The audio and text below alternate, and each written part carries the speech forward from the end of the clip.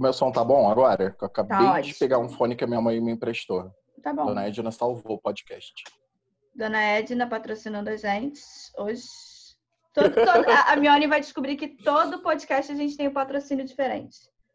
E todo episódio a gente é cancelado, Mione. Todo, é. Se você está esperando ficar famosa neste podcast, sinto lhe informar.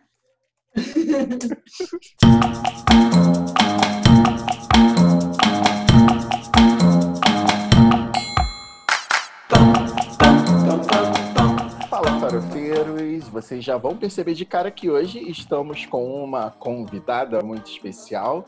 A gente trouxe a escritora Mione Lefebvre e ela veio aqui bater um papo com a gente sobre os eventos literários, que ela tem muita experiência com eles. Eu mesmo já participei de vários que ela organizou e tal. E é isso, a gente vai matar a saudade dessa coisa que a gente não tem mais agora nesse período de quarentena, a gente não sabe quais livrarias vão sobreviver, né? Então Verdade, é isso, gente. Espero que vocês gostem. Gente, começando mais um podcast. A gente está aqui honradíssimos em ter escritores no nosso mundinho farofeiro, porque aqui é todo mundo do subúrbio, né? Então a gente resolveu fazer uma farofa. Subúrbio faz farofa. Então, bem-vinda. Fique à vontade. A gente se orgulha muito de dizer que a gente não tem roteiro, então você pode falar o que você quiser. Pode falar palavrão, fique à vontade. A gente fala bastante palavrão aqui. A gente fala. A gente fala mal do governo, se quiser falar mal do governo, pode falar também. Fica à vontade, a casa é sua. Casa é sua. Conta aí, como é que começou a sua vida no meio dos livros? Você e os livros e você. Então, eu não sei precisar um momento exato que começou, porque assim, a minha mãe sempre gostou muito de ler. Então, lá em casa a gente sempre teve muito essa questão de leitura, né? Era revistinha, a gente vê lá em casa, aqui atualmente, lá em casa quando eu morava no antigo apartamento e atualmente aqui também, no banheiro tem revistinha em quadrinho, entendeu? Você encontrava livro lá, os livros agora estão organizados aqui, mas eu sempre tive muita essa questão de ler por influência mesmo da família. Então, assim, eu acho que desde que eu aprendi a ler, a minha mãe já me incentivou me levando para a biblioteca. E aí toda semana eu ia lá. Teve uma época que eu não podia fazer carteirinha nem eu nem minha irmã, então a gente meio que se revezava, mas acabava que as duas liam o mesmo livro. Depois eu comecei a pegar meus próprios livros e eu não consigo imaginar uma visão pré-livro, porque eu acho que eu nunca tive esse momento antes, a Mione antes e a Mione depois dos livros, entendeu? Sempre foi a Mione com os livros. Então, sempre gostei bastante e eu sempre fui influenciada também a escrever bastante. Então, eu gosto de escrever também desde nova. Eu utilizo muito a escrita como uma forma de botar para fora muitos sentimentos. Então, quando eu estou deprê, sento no computador, começo a escrever algum texto. Quando eu estou muito feliz, se eu vejo alguma coisa interessante, transformo em ideia. E comecei escrevendo poesia. Depois eu fui para crônicas, aí escrevi peça de teatro e depois fui para livro, basicamente essa trajetória. A inveja tá passando aqui atrás de mim, não sei se vocês estão vendo. Já passou aqui. Cara, eu vou te falar assim, eu publiquei meu primeiro livro, eu falo que minha primeira publicação foi em 2015, né, que foi quando eu fui para a Bienal do Livro, eu publiquei lá, mas a minha primeira publicação, assim, eu tinha uns 9 anos de idade, e aí eu fazia teatro na época, e aí minha irmã, a gente começou a escrever poesias e tal, influenciada na época, e meu pai, ele tinha uma gráfica, imprimiu, né, pegou as poesias da gente, fez um livrinho, e imprimiu, não foi uma mega publicação, foi uma publicação mais caseira, mas foi minha primeira publicação. Gente, incentiva tudo na vida. Eu ia ficar toda boba com isso, assim, com a impressão caseira, ia sair distribuindo para os coleguinhas. Eu ia ficar toda feliz com um negócio desse. Eu vendi, né? Eu não distribuí. Tudo bem. É empreendedora. É empreendedora. Não, mercenária não, é empreendedora. É isso.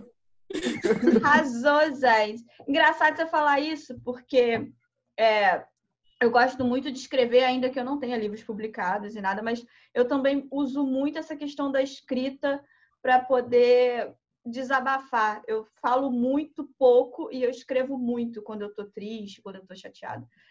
E eu comecei a escrever por volta dessa idade, assim, de 12, 13 anos, que eu vi que dava uma liga eu colocar no papel os meus sentimentos. Acho legal. Eu comecei, foi da seguinte forma. Eu sempre fui muito fã de tecnologia, né? Então, meu pai ele foi comprar um computador pra gente. E meus pais foram lá e tal e compraram um notebook. Que, na verdade, não era um notebook. Depois a gente foi ver, porque na época, tipo, eu tenho 33 anos agora. Tipo, eu tinha menos de 10 na época. Devia ter uns 7 anos, mais ou menos. A gente não sabia tudo sobre tecnologia. E era uma coisa no formato de notebook, mas, na verdade, era uma máquina de escrever elétrica. E aí eu não tinha joguinho para jogar, eu só tinha como escrever. Então, depois a gente descobriu que, na verdade, era essa máquina de escrever. E aí eu falei, já que só posso escrever, eu vou fazer isso. Então, eu escrevia muito redaçãozinha, né? Tipo, eu sempre escrevi, minha mãe lia e trazia aquele sentido de tipo, ai, nossa, tá maravilhoso, e etc. Eu acreditava. Que legal. E aí eu fui continuar escrevendo, mas foi mais por causa disso que qualquer outra coisa. Acho digno, acho fantástico. O bom de fazer esses tipos de programa é que você sabe da vida de todo mundo, né? Acho tão legal, gente. É a maneira mais digna de se fazer fofoca, é essa que a gente está criando aqui. Mas muito legal, parabéns. Fofoca documentada. Fofoca documentada e autorizada. É legal. No primeiro episódio, Mione, a gente contou das nossas experiências com leitura e você e a Quinha, na verdade, tem uma coisa muito em comum, que vocês tiveram uma figura na família. Comigo foi um pouco mais da escola, mas essa figura familiar, gente, eu acho que via quando você tem um incentivo da família, você cria até uma memória afetiva com o sentimento da leitura, que é um lugar de escapismo no bom sentido, de conforto, enfim. Não, eu só complementar isso. Essa questão dessa memória afetiva, ela é tão forte, porque assim, eu e minha mãe, a gente tem uma pequena diferença de idade e tal, mas geralmente os livros que ela lia, na maioria das vezes, eram livros um pouco mais, um grau acima do que eu estava lendo, né? Eu acabava lendo bastante, e assim, as minhas 2 sagas favoritas foi ela que me apresentou, que uma é a dos Caras, do Pedro Bandeira. A gente falou isso no primeiro episódio, eu comecei assim, gente. Cara, eu amo o Pedro Bandeira, você não tem noção. Depois eu te mando as fotos, porque eu fui na Bienal do Livro em 2011, atrás de Pedro Bandeira não consegui, 2013, 2015, e somente em 2017 eu consegui encontrar o Pedro Bandeira. E eu chorava. Eu acho que você postou. Você tirou foto e postou? Tirei. Eu fui lá. Todas as vezes que eu fui na Bienal, eu ia com um K desenhado dos Caras e o curativo do Chumbinho, tentando encontrar ele. E aí, quando eu fui, nesse dia que eu consegui encontrar com ele, eu desenhei o K na mão. E aí eu na fila, eu tava assim, com o livro na mão, e eu tremia. Eu chorava e tremia. E aí eu cheguei nele e tudo mais, eu conversei, ele foi assinar o meu livro. Nisso que ele assinou, eu tenho o primeiro livro que eu li dele, né, lá antigamente. E eu tenho o livro que o meu sobrinho leu dele, que é a versão mais recente. E aí eu levei os 2 lá para ele assinar. Ele, quando viu assim, ele falou, nossa, esse é antigo. Eu falei, cara, você fez parte da minha vida, entendeu? Aí nisso eu cheguei e falei que sim. Aí nisso eu fui e mostrei para ele o K. Aí, na mesma hora, ele foi, pegou, mostrou para a câmera, assim, aí me abraçou. E aí, no final, eu cheguei assim, abracei ele e falei, cara, obrigado por ter feito parte da minha infância. Aí ele, ai, minha querida, eu te amo. Chorei. Gente, eu tô emocionado. Gente, é lindo demais. É muito lindo. Pedro Bandeira, a gente vai marcar aqui também. Vem aqui falar com a gente. Vamos reunir essa galera. Olha, eu vou te falar que se você conversasse com ele, ele toparia, porque ele é uma pessoa muito legal, cara. Fica a dica aí, vamos lá, né? Eu vou marcar lá no Instagram. No entanto, que o primeiro livro que eu escrevi tem referência aos Caras. A última antologia que eu escrevi, que vai ser lançada, que é o conto que eu escrevi, tem referência também aos Caras. Mas a outra saga que eu gostei muito, né, que foi essa que fez parte da minha vida, eu acho que essa é bem óbvia por causa do meu nick, que é Harry Potter, né? Olha, eu queria dizer que você virou minha amiga de infância. Fica aí, tá? Eu comecei a ler Harry Potter na época que foi lançado, lá no ano 2000. E foi uma série que eu acompanhei com a minha irmã. Então, a gente, por exemplo, se revezava na leitura do livro. Tipo, eu leio de tal horário até tal horário, e depois você lê de tal horário até tal horário. A gente revezava o livro. Legal. E aí, os filmes, a gente viu todos eles juntas. Então, quando foi lançado o último filme, eu fiz questão, tipo, não, a gente vai ver junta no cinema que a gente viu primeiro. A gente foi no mesmo cinema. Aí vimos nós duas juntas, como foi no primeiro filme, que também fomos só nós duas. Tanto que, assim, na época eu fazia parte de vários grupos. A gente já teve um grupo que, tipo, era quase metade do cinema quando foi ver Harry Potter e o Prisioneiro de Azkaban. Dessa vez, não. A gente foi nós duas só para ver o filme, igual a gente foi para ver o primeiro. E encerrou o ciclo. E foi, tipo, um chororô, porque a gente estava saindo de Hogwarts. E até hoje eu falo, tipo, o pessoal perguntar, mas você gosta tanto do livro tal, qual livro é melhor? Tipo, Jogos Vorazes. Sou fã de Jogos Vorazes. Qual que você acha melhor, Jogos Vorazes ou Harry Potter? Harry Potter. Talvez, se hoje eu fosse ler Harry Potter, eu não consideraria ele tão bom assim. Mas ele fez parte, eu cresci lendo Harry Potter. O que eu sou hoje em dia foi por causa de Harry Potter.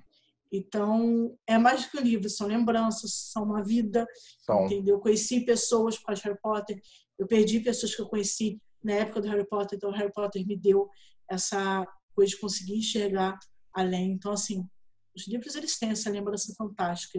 Eu só de ver a capa do Harry Potter, eu me lembro. E, assim, eu recebi, né, agora durante a quarentena, da Editora Rocco, eu recebi o box novo, aquele de comemoração.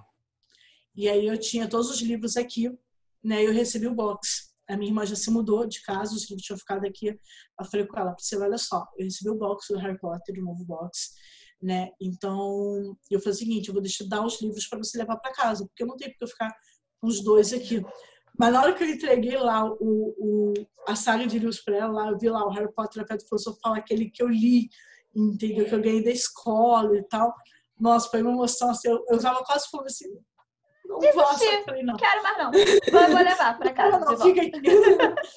Mas eu sei que ela tem essa mesma paixão que eu, né? Foi ela que me apresentou Harry Potter, então eu realmente consegui desapegar e tô ali com os outros livrinhos ali. Que lindo, gente. Adoro histórias que me emocionam. Adoro. A gente... então, agora, nessa nota aí que a gente... vocês perceberam que na história da Mione com a leitura, ela me corrige se eu estiver errado, foi muito presente, foram muito presentes os eventos literários. No caso dela, o evento que é o mais conhecido, o mais importante para a gente hoje aqui no Rio de Janeiro, que é a Bienal do Livro. E meus pais levavam quando era criança, a escola levava e era muito legal. Eu tenho memórias boas de lá, de ver 500 livros e não poder comprar nenhum. Que a gente acha que vai comprar coisa barata na Bienal. Não é bem assim, não. Tem que dar uma pesquisa especial, mas esse é outro assunto. Mas aí é isso. Eu queria saber de vocês, assim, qual é a experiência que vocês têm com a Bienal em si, antes da gente expandir para outros eventos. Eu fui na Bienal... A primeira vez que eu fui na Bienal foi com a escola, né? Porque quando eu era mais nova, provavelmente o César também se lembra dessa época, onde não existia BRT, entendeu? Então, você chegar na Bienal, quem não tem carro, é uma coisa, tipo, extremamente complicada. Surreal. Então, eu fui uma vez com a escola, e aí depois eu fui com a minha irmã em 2009. 2011, na Bienal de 2011, eu estava em São Paulo, não fui. Né? Aí com a minha irmã foi aquela coisa, a gente guardou dinheiro durante um tempão e tal, para poder chegar lá e tinha essa questão, né? Porque o que acontece nessa época não era de comprar muito livro, eu sempre fui muito de ler livro de biblioteca, por mais que agora eu tenha bastante livro, entendeu? Mas isso vem por causa dos eventos também, eu fui de muito comprar livro em biblioteca. Então fui na Bienal, assim, na época a gente não tinha umas condições tão boas, mas a gente conseguiu comprar alguns livros. E aí chegou em 2013, eu estava desempregada, e aí eu consegui trabalhar na Bienal do Livro. E basicamente eu ficava o tempo todo lá na Bienal, porque um horário eu trabalhava e no outro eu ficava lá curtindo o evento. E foi mágico para mim, porque, tipo, eu entrava de graça no Bienal, entre todos os dias de graça, já que eu estava trabalhando lá, né? E aí, beleza, eu fui para a Bienal e foi muito legal o contato que eu tive com os autores. Nessa Bienal de 2013, como eu tive mais tempo para aproveitar, né, já que fui todos os dias, eu pude não só me focar em procurar livros baratos. Eu fui lá, conheci os autores e por aí vai. E eu vi ali o quão difícil era o trabalho do autor e, ao mesmo tempo, quão gratificante era. Eu já tinha escrito, eu tinha terminado de escrever meu primeiro livro, que não foi o primeiro a ser lançado, na verdade, esse está para ser lançado esse ano. Eu fui até virei para um amigo meu e falei assim, falei de brincadeira, tipo, final de Bienal, último dia e tal. Eu virei para ele e falei, você vai ver, a próxima vez que eu pisar na Bienal vai ser como autora. Aí ele, vai sim, não sei o que, ela me deu o maior apoio. E aí passou um tempo, eu meio que perdi o contato com a maioria das pessoas que eu conheci naquela época. E aí ele é uma das pessoas que estava no Facebook, mas eu não tinha contato, não conversava com ele. Chegou 2015, fevereiro de 2015, uma editora entrou em contato comigo, eu publicava um livro no Notepad, a editora entrou em contato comigo e falou, a gente quer publicar o seu livro. Eu surtei na hora, principalmente que eu estava sozinha em casa, entendeu? Aí eu, tipo, brincadeira, isso? Não deve ser brincadeira. Aí, tipo, fui procurar e tal, demorei para contar para alguém, eu só contei depois que eu assinei o contrato. Assinei o contrato, eu recebi o contrato, eu falei assim, beleza, agora eu posso contar, porque agora é real, entendeu? Aí eu fui, e aí contei para os outros, e foi uma correria imensa até a Bienal, mas eu cheguei para esse menino, fui convidá-lo para a missão de lançamento, e aí ele falou bem que assim, bem que você falou. Eu falei, o que eu falei? Aí ele, você disse no último dia, você falou para mim, a próxima vez que eu pisar aqui vai ser como autora. E é verdade. Eu falei, caraca, pois é, pode crer, droga, porque eu não falei que eu ia pisar como autora famosa, né? Não, falei só autora, restringiu o meu pedido. Mas foi mágico, foi o ano que eu tive já uma visão, foram visões diferentes, né? Em 2009 como leitora, 2013 como livreira, 2015 como autora, e foi mágico, entendeu? Eu cheguei lá no domingo, e meu livro foi lançado no primeiro dia, obviamente, eu não vi o meu livro. Eu vi o meu livro que uma aluna minha foi para o primeiro dia de Bienal, ela comprou o livro, né, que ela foi com a escola, e ela chegou, o primeiro livro que eu vi foi o dela.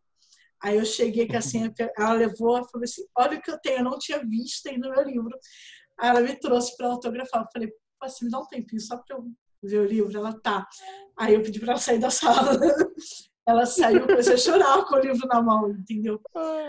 Aí eu cheguei lá no domingo, eu estava meio perdida, com medo, etc., porque a gente começa a ficar nervoso. E eu tinha muitos amigos meus tinham grande expectativa.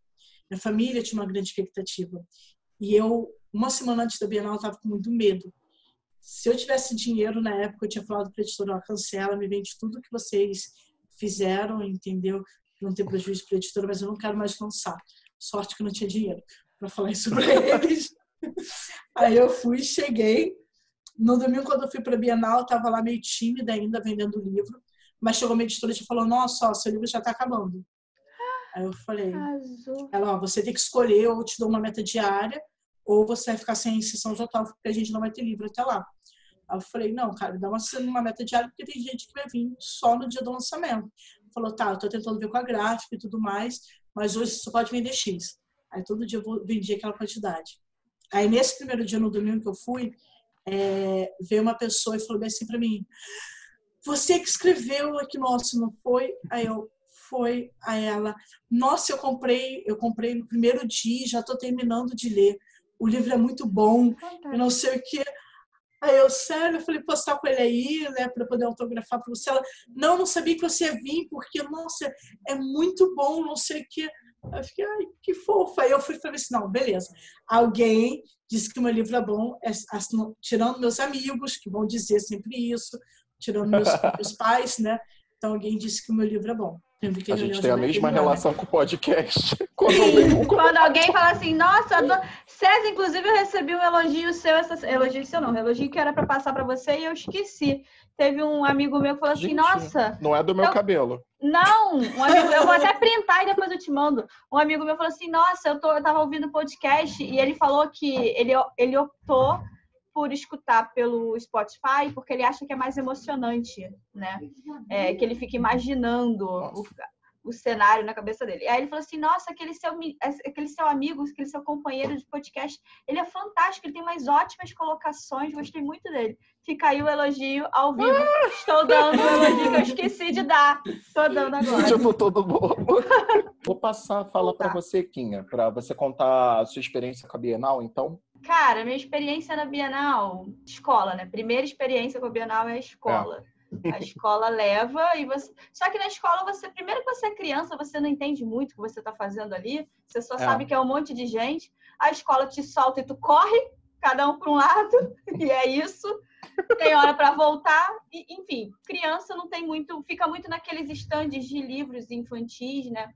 Mas eu tive duas experiências que me deixaram, assim, muito, muito felizes. Claro, como leitora... Eu sempre saio da Bienal com um livro na mão, mesmo que eu não queira comprar. Mas a primeira experiência assim, que eu lembro mesmo foi da faculdade. Eu estudava em Niterói, na UF, e aí, enfim, Niterói barra é um rolê, né? É longe. E aí eu apresentei um trabalho na faculdade que o professor super elogiou, falou que o trabalho era muito bom e tudo mais, e tinha tudo a ver com o que ele falaria na Bienal, que ele ia ter uma roda de conversa lá na Bienal. Para quem está assistindo a gente, as universidades colocam os seus estandes também na Bienal. E aí a UF estava com um stand lá e o professor falou assim, quer ir lá apresentar comigo? Eu falei assim, tá. Fui eu, peguei um ônibus que dava a volta no Rio de Janeiro para chegar na Bienal. Saí da UF que nem uma louca, destrambelhada, mas apresentei. Então, assim, foi incrível apresentar para um público grande. Eu estava, sei lá, no segundo período, não sabia nem o que eu estava fazendo ali direito. Então, foi muito legal. Primeiro, porque o meu trabalho foi reconhecido bom o suficiente para eu chegar e apresentar numa Bienal. Segundo, porque era Bienal, né? Não era um evento, não era um trabalho de faculdade que eu estava apresentando dentro da faculdade. E o segundo evento que me tocou muito, assim, eu e César, a gente trabalhou no mesmo veículo algum tempo atrás. A gente trabalhou numa revista e eu fui cobrir... Eu troquei a revista pelo site da Mione. E eu só troquei, eu só saí, só dei ó. E aí, eu fui cobrir a Bienal para a revista, vários rolês, né? O professor entra de graça, tranquilo, então eu não tive muito problema para ter acesso à Bienal. Só que o papo era ter que falar com o Maurício de Souza. Meu Deus. E aí, rapaz, aquilo ali foi tenso para mim. Foi bem, bem tenso. Mas cheguei lá no Maurício de Souza, tirei foto, foi lindo, assim, foi bem legal. Então, são os dois eventos que eu tenho bem gravado, assim, na minha cabeça. Maurício da Bienal. de Souza, Pedro Bandeira, fizeram parte da infância de nós três. Acho Exatamente. que é uma coisa da nossa geração. Sim. A gente que tá assim na casa de 30 e poucos, a gente teve esse contato de leitura com o Pedro Bandeira e os quadrinhos da Turma da Mônica. Eu só fui perceber isso depois de velho. Nossa, eu não lia. Tinha criança que ficava com uma revistinha, às vezes aquelas do Cascão e da Magali, que eram as menores, ficava com aquilo, ó, séculos. Eu devorava tudo, porque eu lia o texto. Eu era muito mais de ler a situação do que olhar, de visualizar e tal. Eu devorava aquilo. Eu tinha a madrinha de um primo meu, que morava lá perto da casa da minha avó. Ela tinha lá no shopping dos antiquários, né? Tem muitas essas coisas assim, de vender coisa antiga e tal. Aquele shopping que hoje é o shopping Prédio Copacabana. Whatever. O shopping fica ali perto do metrô do Siqueira Campos. E aí, lá, ela tinha um local, ela vendia quadrinhos, né? Revistas em quadrinho. Aí, o que ela fazia comigo, como eu sempre fui muito cuidadosa, a gente sempre teve muito cuidado de nunca rasgar nem nada, ela deixava eu trocar as revistinhas.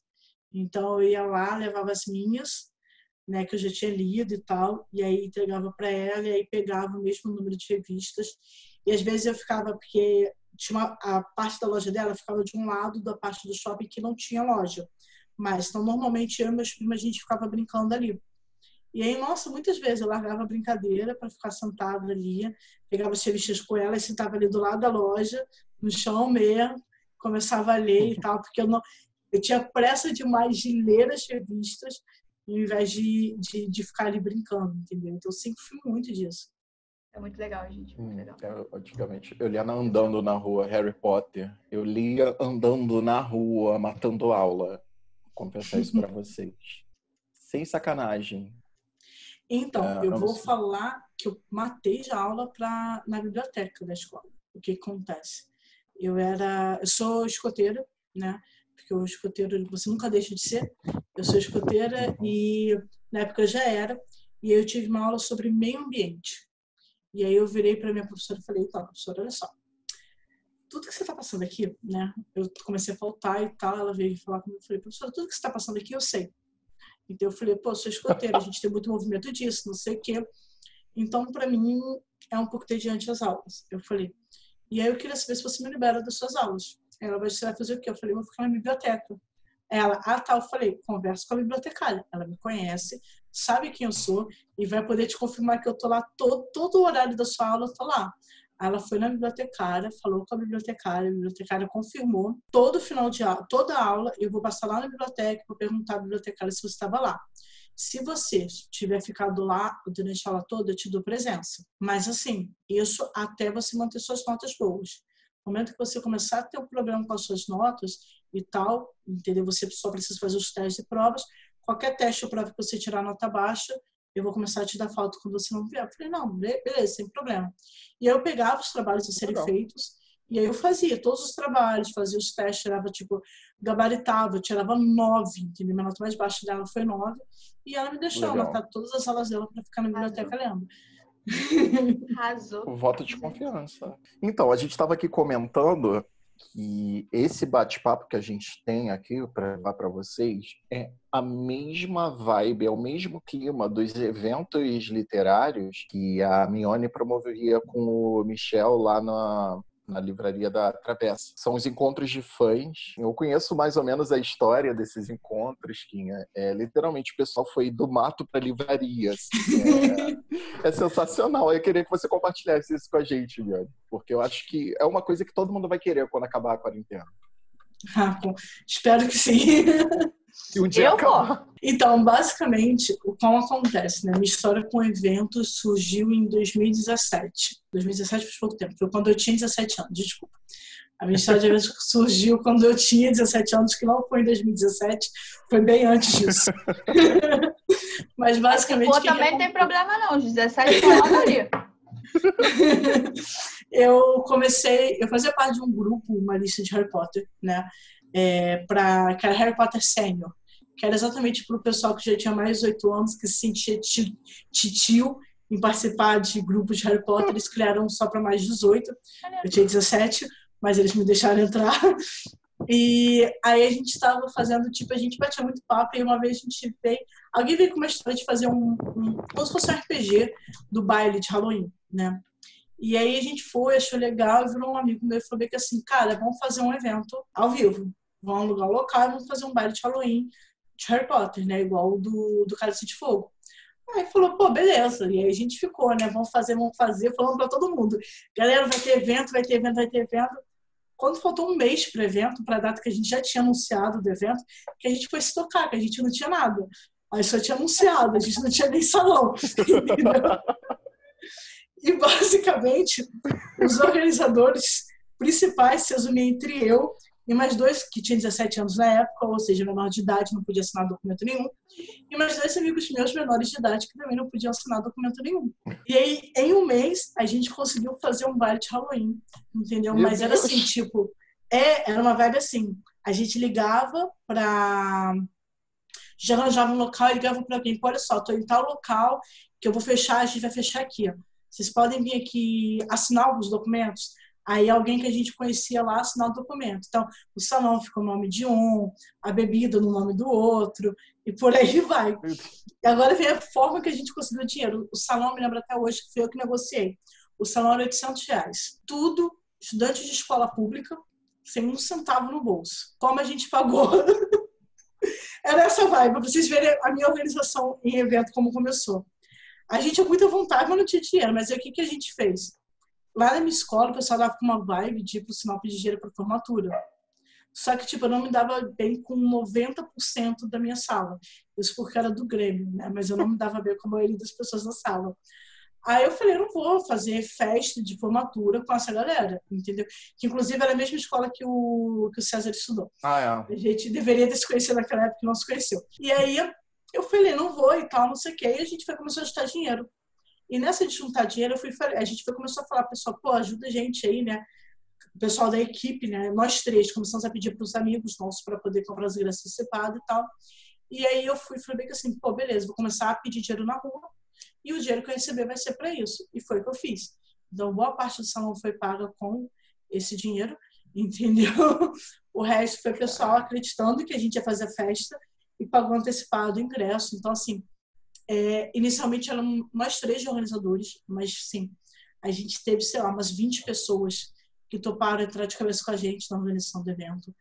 Foi fenomenal. Tipo, aí tu vê que uma festa que a gente fez em um mês tinha máquina de fumaça, tinha DJ, segurança, entendeu? Decoração de salão. Foi assim, não tinha nada a perder. Teve até encenação.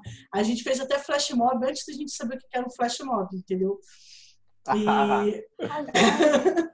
O que a gente aprende dessa lição é que quem tem fé e força de vontade faz qualquer coisa.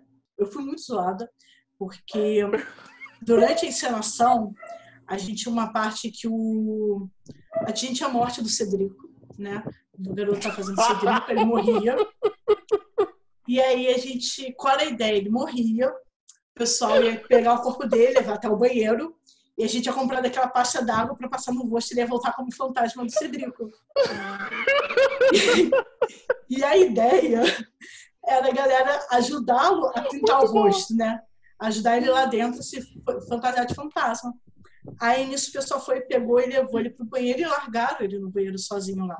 E o menino, ele era todo bonzinho, todo assim, negócio. E aí nisso eu passei assim, eu falei, João, por que você não tá ainda pintado? Ele, cara, eu preciso de ajuda. Aí eu, tá. Aí eu entrei no banheiro masculino mesmo, com ele. Aí comecei a passar a parte d'água no rosto dele. Aí entrou um cara assim, já abrindo a calça, eu, vai pra dentro da cabine, que tá tudo certo. O cara entrou assim, aí saiu, olhou a placa, voltou, eu, vai pra dentro da cabine que tá tudo certo. E aí depois desse evento, a gente veio uma pessoa e falou assim comigo, comigo que esses meus dois amigos, falou assim, eu vou organizar um evento, Potter the Wings, e eu queria chamar vocês para participar da organização, que eu vi que vocês são muito bem organizados. A gente falou, beleza, isso foi no início de novembro, né? O Paris Halloween foi em outubro, foi no início de novembro. Uhum. Aí o cara falando tipo, que tinha conseguido uma porrada de coisa, etc. E a gente foi em Bangu. E do ladinho da minha casa, eu moro em Realengo, do ladinho. A gente foi em Bangu. Ninguém nunca tinha ido em Bangu. A gente soube que o garoto morava em Bangu porque a gente conhecia uma pessoa que naquela época participava de um grupo de troca de cartas, entendeu? E ela trocava cartas com ele, então a gente pegou o endereço dele na carta.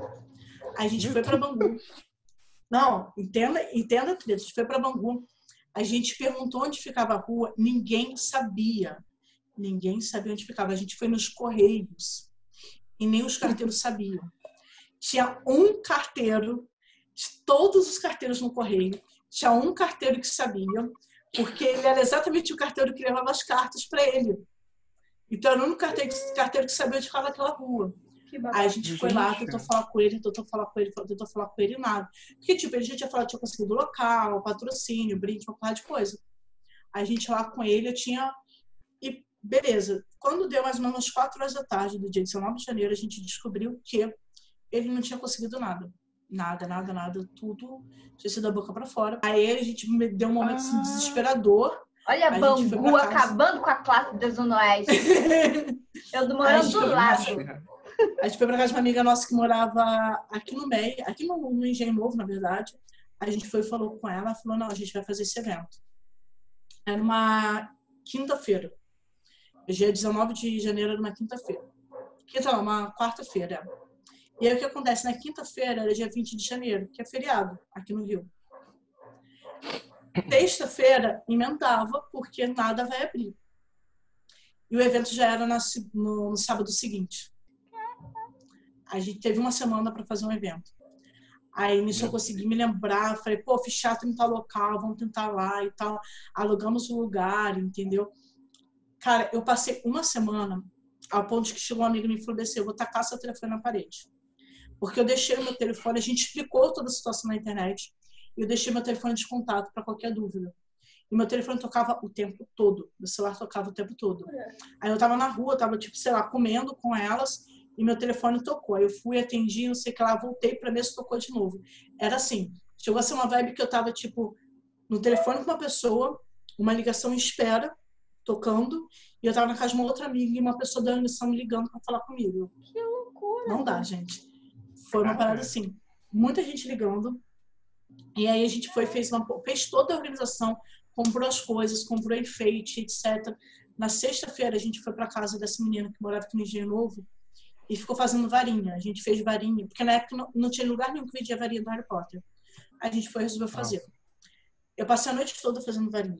A gente fez 30 varinhas em uma noite. Por que chorou, Olivares? Eu juro pra vocês, eu peguei o Ford Anglia dos Weasleys. Eu não sei até hoje como coube tudo lá, mas a gente chegou lá no local do evento, começamos a organizar as coisas, muito antes do evento começar. E aí eu tava lá dentro fazendo parte da organização decorando o teatro. Aí nisso que eu tava decorando o teatro e tal, aí eu falava assim, olha, vai se arrumar, né? Porque daqui a pouco o evento começa e a gente ia fazer algumas encenações que era para ser um dia em Hogwarts. A gente transformou isso. Então, era o Rogue in Rio. Você ia lá, você ia ter aulas de voo, de herbologia, de transfiguração, junto com os personagens, porque tinha eu que estava de Hermione, um amigo meu de Harry Potter, o outro de Rony, e a gente tinha Luna. Então, a gente ia ter os professores e ia ter essa interação entre os professores e os alunos. Então, assim, foi muito legal. Na hora que eu saí do teatro, né, que eu saí da parte fechada do teatro, da parte de palco, para me arrumar, eu abri a porta e voltei. Porque na hora que eu abri a porta, o local estava lotado. Foi para umas 300 pessoas lá no local. Caramba! Aí a gente fui, troquei de roupa, etc. Foi uma correria. Quando eu cheguei de noite, depois do evento que a gente foi para casa da minha amiga, eu não conseguia pisar no chão, meu pé doía pra caramba, porque aquela sapatilha era uma bosta, entendeu? Mas foi maravilhoso, a pessoa perguntando quando ia ser o próximo, etc. E foi organizado em uma semana. Ou seja, não Gente, me organize nada com um ano, tem que ser a pressão. Tem que ser na pressão. Eu achava que Harry Potter tinha me levado a experiências únicas e... Não foi nada demais que eu passei tanto tempo.